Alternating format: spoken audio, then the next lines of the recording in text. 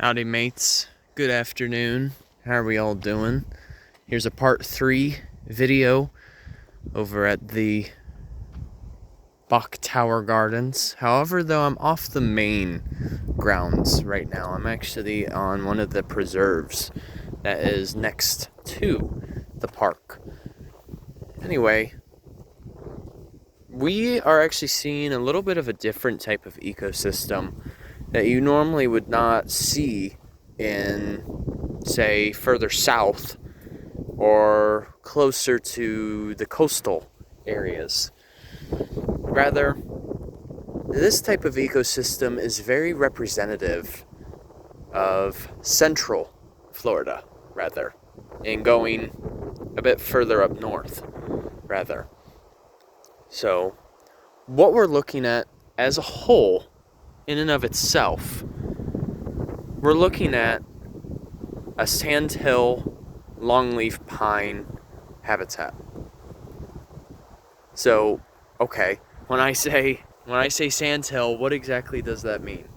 Well, sandhill is essentially it's like, they're kind of like a mixture between prairie and scrub habitat. So like, oftentimes you're going to find a lot of different grasses here, or even scrub-like plants such as scrub oak or rusty lionia, for example.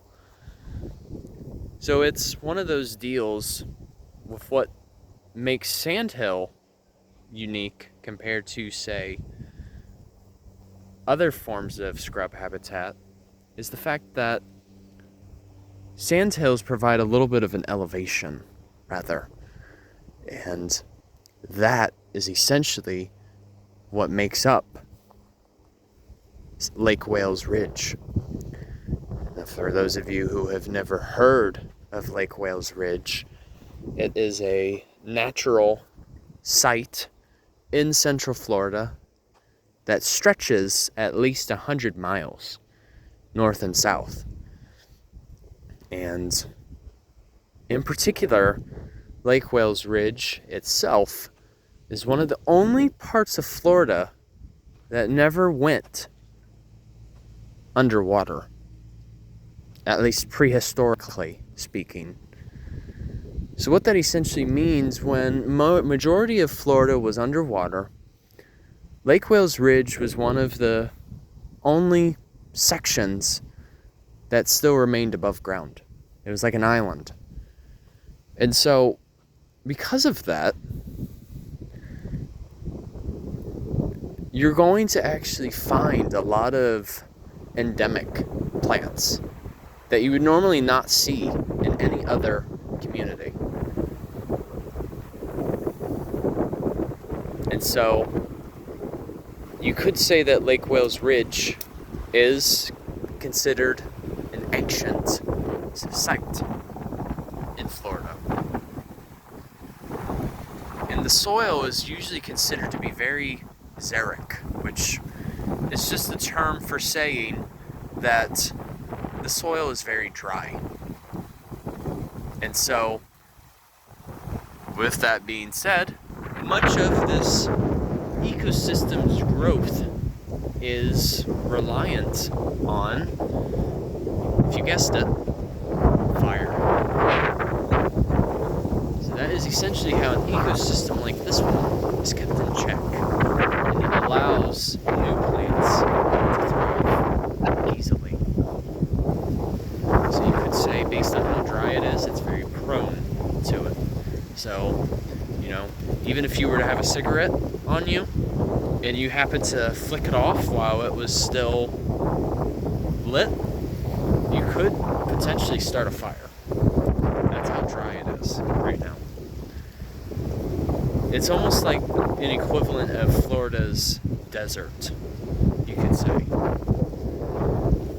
But I wanted to point out a particular tree that you don't really get to see further south in Florida. So we've got this guy right here. I believe this is an example of turkey oak.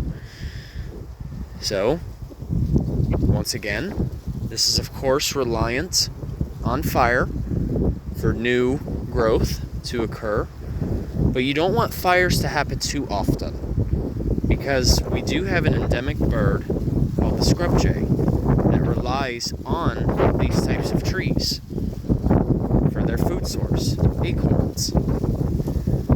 But what makes turkey oak rather unique, when you reach the time of the year, fall, even in winter, this is one of the few deciduous oak trees that are found in Florida. These will actually change color completely. Now, in terms of why it's called turkey oak, it has to do with the top of the leaf. So like if you look at the top here, you'll get to see those three distinguished tips right there. And you know us, being creative with names, it looks similar to a turkey's foot. And that is essentially how turkey oak gets its name. So, okay, I'm gonna do this. I figure since the video is already 6 minutes long, I'm going to break this up into another video, just because, of course, there's more that I can discuss. So, all right, the Rihanna journey is onwards. Take care, folks. See ya.